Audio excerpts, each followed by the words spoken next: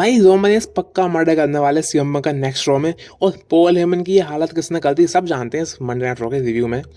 तो अभी सबसे पहले आते हैं पॉल हेमन रिंग में। और पॉल हेमन को पसंद नहीं है कि कोई सेथ रॉलिंस का नाम ले। पॉल हेमन कहते हैं सेथ रॉलिंस मैं तुझे छोड़ूंगा नहीं, और अगर तू जब दोबारा आएगा ना तो तेरा वो हर्ष होगा जो तूने कभी सोचा भी नहीं होगा।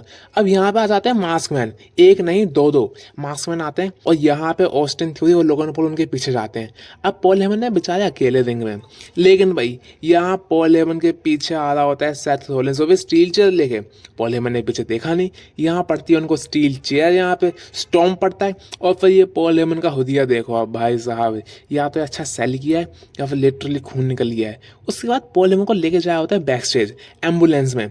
अब यहाँ पे लोगन पहुंच ले जाते हैं, ऑस्टिन थ्योरी भी आ रहे होते हैं उनकी कार में बैठने, लेकिन भाई जिमी ऊसो आते हैं, ऑस्टिन थ्योरी को बजाते हैं। और फिर हम क्या देखते हैं, जो ड्राइवर है ना एम्बुलेंस का जिसमें पॉल हेमन है वो है एल.ए. नाइट। भाई साहब एल.ए. नाइट ड्राइवर होता है और फिर एल.ए. नाइट कहता है थैंक यू जिमी ऊसो, अब यहाँ से तो मैं देख लूंगा। फिर अब मुझे लगता नहीं पॉल हेमन दिखने वाले हैं, क्योंकि एल.ए. नाइट गाड़ी चला रहा है भाई। तो मतलब शो की शुरुआत तो काफ़ी औसम थी। अब यहाँ पे गुंथा और अपने ड्रैगन लीग का भी मैच होगा, जो कि ऑब्वियसली गुंथा ने ईजिली जीत लिया यहाँ पे अपना सबमिशन मूव लगा के। और फिर एजली का एक सेगमेंट भी होता है जहाँ पे वो ओपन चैलेंज इशू कर देती हैं उनकी आईसी टाइटल के लिए। और यहाँ पे वो ये और यहाँ पे गॉन्टलेट मैच भी अनाउंस हो जाता है जहाँ पे ईओ स्काई हैं, बेली हैं, अपनी और भी सारे अपोनेंट्स हैं। तो नेक्स्ट वीक से कैसे हमें पता चल जाएगा एजली किसे फीस करेंगी फॉर दिस आईसी टाइटल।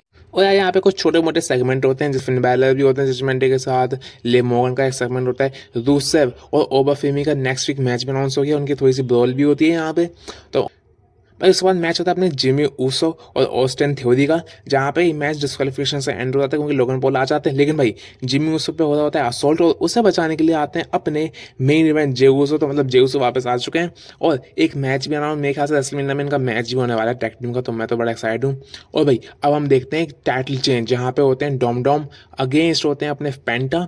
और यहाँ पे फिन बैलर ने हल्का सा गेम तो खेल दिया जिसकी वजह से पेंटा जीत गए अपना पहला टाइटल। तो मतलब भाई साहब पेंटा फाइनली जीत चुके हैं। अब तो देखने में मजा आएगा कि भाई अब फिन बैलर और डोम डोम की स्टोरी जाएगी कहाँ। पर हम एक इमोशनल गुड बाय भी देखते हैं अपनी रियो का, यानी दिया दीपली और ईओ स्काई, क्योंकि दिया दीपली एलिमिनेशन चेंबर जीत के स्मैकडाउन में जाएंगी अपनी रेवोल्यूशन करने।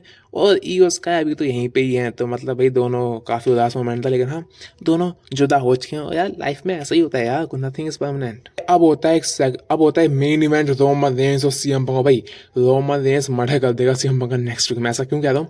रोमन रेंस आते हैं यहाँ पे, लेकिन भाई वहीं पे ही सीएम पंग इंटरप्ट कर देते हैं।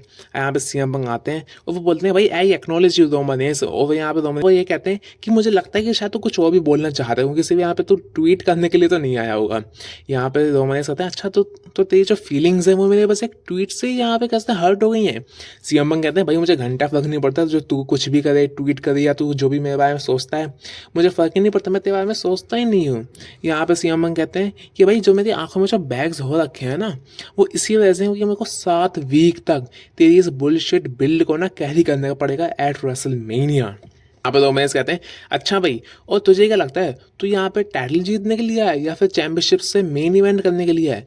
तेरे को हम इसलिए लेके आए हैं जिससे तू 30 से 40 साल के जो ओल्ड वर्जन हैं जो कि अपनी मम्मी के साथ रहते हैं उनको तू इंटरटेन कर सके और कुछ शोज़ यहाँ पे बुक कर सके। तो मतलब भाई 30 से 40 साल के वर्जन जो अपनी मम्मी के साथ रहते हैं लिटरली रोमन रेंस ने कुक कर दिया यहाँ पे सीएम पंक को।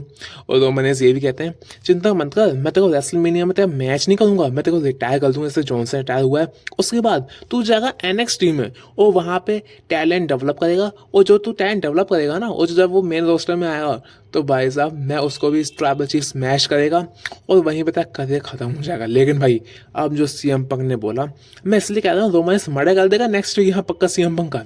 सीएम पंक ने कहा अच्छा तो मतलब तुमसे रिटायर करेगा तो शायद मुझे तुझे हराना नहीं है रेसलमेनिया में, बल्कि तो गाड़ देना वहीं पे। और चिंता मत कर, मैं तुझे अकेले नहीं गाड़ूंगा, मैं तेरे को वहाँ गाड़ूंगा जहाँ पर तेरा बाप भी होगा। तो लिटरली भाई साहब सीएम पंक ने जो बोला ना रोमेंस हिल गया एकदम। और नेक्स्ट वीक पक्का सीएम पंक का मर्डर होने वाला है। नेक्स्ट वीक तो यार रोमेंस पक्का मार डालेगा सीएम पंक को। लेकिन भाई यहाँ पे अगर हम देखें तो भाई इसकी बिल्ड ज़बरदस्त तरीके से बिल्ड हो रही है रोमेंस और सीएम पंक की, खतरनाक बिल्ड है। और यहीं पर मैं नेक्स्ट वीक के लिए एक्साइटेड हूँ। लेकिन हाँ आज की मंडे नाइट रॉ बड़ी खतरनाक थी। काफ़ी छोटी छोटी सेगमेंट भी हमें देखने को मिले जिसने काफ़ी अच्छी स्टोरी बिल्ड कर दी है। और बड़ी बड़ी चीज़ें, चाहे वो पॉल हेमन सेथ रोलिंस की सागा चल रही हो, रोमन सीएम पंक तो है ही। और यहाँ पे देखें तो नेक्स्ट वीक के लिए भी दोनों आने वाले, मैं तो ब्लैक साइड हूँ नेक्स्ट वीक के लिए। आई होप आप भी होंगे। तो मिलता हूँ आपसे नेक्स्ट वीडियो में, तब तक के लिए आई लव यू गाइज। और हाँ, कमेंट्स में बताओ कैसे लगी मंडे नाइट रॉ।